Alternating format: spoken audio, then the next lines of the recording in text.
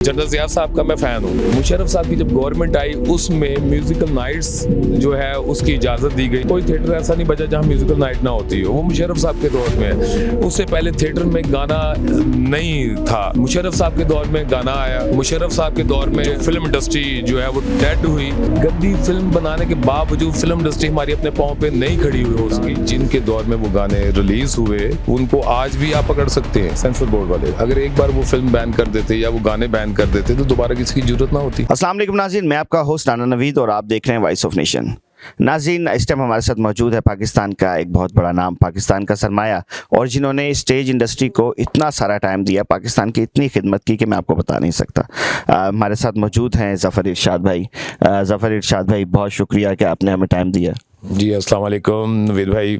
और पहले तो वॉइस ऑफ नेशन को मुबारकबाद, एक अच्छे चैनल के ऊपर आप गए हैं, एक अच्छा प्लेटफॉर्म। माशाल्लाह, अल्लाह ताला आपको और तरक्की दे, कामयाबी अता फरमाए। आमीन आमीन। ज़फ़र भाई, पहले तो मुझे ये बताएं कि हालात कैसे चल रहे हैं, आप ठीक ठाक हैं, काम शाम सही चल रहा है? अजी अल्हम्दुलिल्लाह, जितना शुक्र किया जाए कम है कि इस दौर में भी अल्लाह ताला ने एक ख़ास करम रखा है। और मैं समझता हूँ कि इस जो पाकिस्तान की मुश्किल घड़ी है इसके ऊपर हर इंसान को जो है बड़े हौसले के साथ इसको फेस करना चाहिए। मुश्किलात से घबराना नहीं चाहिए। तो ये तो अप डाउन जो नेशन के लिए जो आते जाते रहते हैं। ज़फ़र भाई, कितना अरसा हो गया कमोबेश इस फील्ड में? अल्हम्दुलिल्लाह, ज़िंदगी का ज़्यादा टाइम तो इसी शोबिस के अंदर गुजर गया। तो जब मैं उस वक्त फर्स्ट ईयर में था जब मैंने ये ज्वाइन किया, तो अल्हम्दुलिल्लाह 25-30 साल तो हो गए हैं। नाज़रीन, 25-30 साल हो गए। और एक और बात मैं आपको बताना चाहूँगा कि ज़फ़र इरशाद एक वो नाम है कि जो स्टेज इंडस्ट्री में एक पढ़ा लिखा आर्टिस्ट है। ये पढ़ी लिखी बात करते हैं, पढ़ी लिखी गुफ्तगू करते हैं। ज़फ़र भाई, एक चीज़ जो कि आवाम पूछना चाहती है, क्योंकि आप जैसे जो बड़े आर्टिस्ट हैं वही इसको बता सकते हैं, स्टेज की जो तबाह हाली है उसका बाइस क्या है? देखें, मुख्तलिफ फ़नकारों की मुख्तलिफ आरा है, लेकिन जो मेरी जजमेंट है वो ये है कि हुकूमत वक्त जो है वो ज़िम्मेदार है। अगर कोई थिएटर बुरा हो रहा है, कोई आर्टिस्ट अगर म्यार से गलत परफॉर्म कर रहा है, उसकी वजह है कि हमारा जो टैलेंट है पाकिस्तान का, स्पेशली पंजाब का टैलेंट, वो वर्ल्ड के अंदर उनका एक नाम है। एक दौर था कि फिल्म से ज़्यादा हमारे थिएटर ड्रामे की अट्रैक्शन होती थी। हुकूमत वक्त का मैंने इसलिए तज़किरा किया कि हुकूमत ने ही एक जो है बाउंड्री देनी होती है, एक वो लिमिट देनी होती है कि भाई इससे आगे आप क्रॉस नहीं करेंगे। लेकिन वो चेक एंड बैलेंस कौन करेगा? हमारी जो फिल्म इंडस्ट्री है, अगर कोई गंदे गाने चल रहे हैं उसमें अल्ताफ़ बाजवा साहब जिम्मेदार नहीं है, नसीबुल लाल जिम्मेदार नहीं है, हर इंसान का किचन प्रॉब्लम है। लेकिन सेंसर बोर्ड ऑफ पाकिस्तान, जिनके दौर में वो गाने रिलीज हुए, उनको आज भी आप पकड़ सकते हैं कि किस किस दौर में कौन कौन सा गाना आया। वो जिम्मेदार है सेंसर बोर्ड वाले। अगर एक बार वो फिल्म बैन कर देते या वो गाने बैन कर देते तो दोबारा किसी की जरूरत ना होती।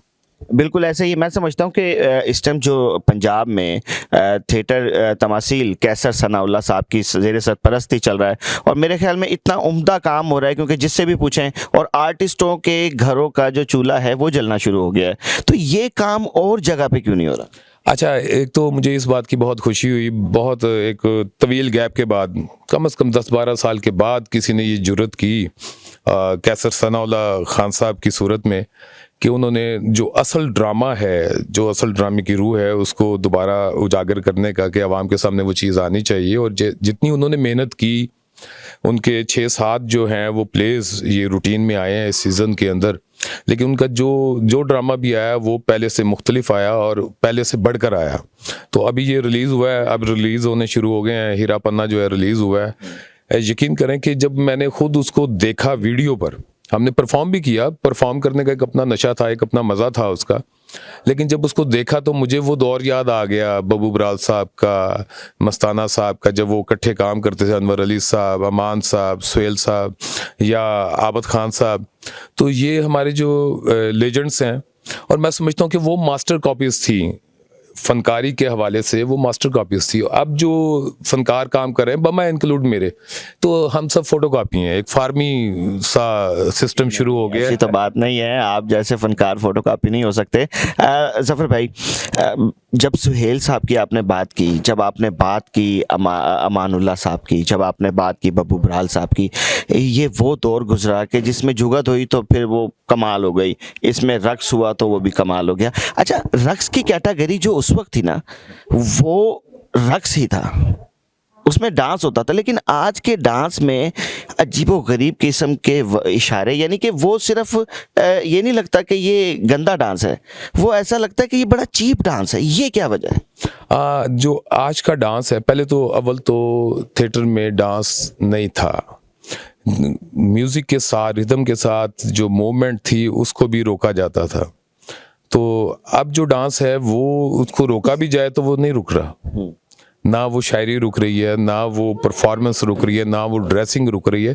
लाहौर में तो फिर एक म्यार है, जितना भी हम इसको कह देंगे बोल्ड काम हो रहा है, लेकिन लाहौर से बाहर निकल जाए तो हम जैसे फनकार भी कानों को हाथ लगा लेते हैं कि यार टू मच है।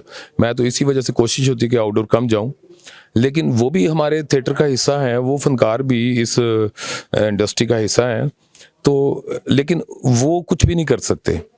ये हुकूमत वक्त ही है जो इनको एक सही ट्रैक के ऊपर ला सकती है, जिनके जफर भाई, हुकूमत वक्त आके तो यहाँ बैठ नहीं सकती।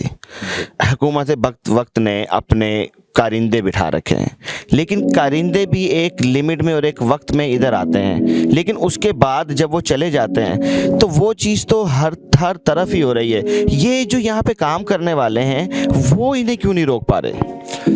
देखें, प्रोड्यूसर का अपना लालच होता है कि मुझे ज़्यादा से ज़्यादा अर्निंग आए। वो एक बहुत महंगे जो है वो थिएटर्स वो ठेके पे लेता है या वो प्रोडक्शन बनाता है। अब प्रोडक्शन जो है वो हज़ारों में नहीं है, लाखों में नहीं है, वो अब बहुत एक मेगा प्रोजेक्ट कह लें कि 40-50 लाख से कम तो ड्रामा प्रोड्यूस नहीं होता। फिर 40-50 लाख इकट्ठा करना इस दौर में, इस महंगाई के दौर में, जबकि पेट्रोल या स्ट्राइक्स वगैरह जो उसके ऊपर असरअंदाज होती हैं, सबसे पहले लाइव प्रोग्राम जो है वो मुतासर होता है। और उसके ऊपर गवर्नमेंट की जो सितम ज़रीफ़ी है वो ये है कि टाइम को हमें बार बार वो शेड्यूल किया जाता है। जब टाइम एक बार हिलता है वो फिर कई हफ्ते जो है ना पब्लिक को रूटीन बनाने के अंदर मेहनत करनी पड़ती है। उसके दरमियान अगर प्रोड्यूसर निकल गया या मर गया, वो लॉस उठा गया, तो वो तो दोबारा नहीं आएगा इस साइड पर। बहुत शुक्रिया, लेकिन जाते जाते एक सवाल करना बहुत ज़्यादा ज़रूरी समझूंगा आपसे कि स्टेज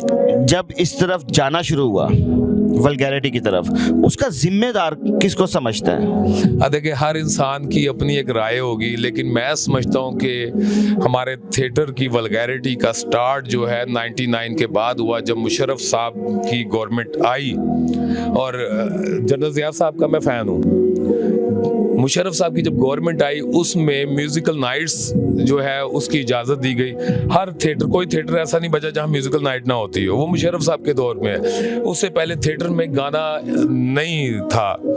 मुशर्रफ साहब के दौर में गाना आया। मुशर्रफ साहब के दौर में जो फिल्म इंडस्ट्री जो है वो डेड हुई, इसलिए उनको खुली इजाज़त दे दी। लेकिन गंदी फिल्म बनाने के बावजूद फिल्म इंडस्ट्री हमारी अपने पाँव पे नहीं खड़ी हुई हो सकी। उसकी वजह के गंदा काम या लचरपन जो है वो इस चीज़ की गारंटी नहीं है कि आपकी फिल्म इंडस्ट्री जो है वो अपने पाँव पे खड़ी हो जाए। बहुत बड़ी बात। नाज़रीन, आपने सुनी ज़फ़र भाई की गुफ्तगू, और जितने ये सीनियर हैं उनकी गुफ्तगू से आपको अंदाज़ा हो चुका होगा। नाज़रीन, अपने मेज़बान राना नवीद को इजाज़त दीजिए, इस उम्मीद के साथ कि आप अपना बहुत सारा ख्याल रखेंगे।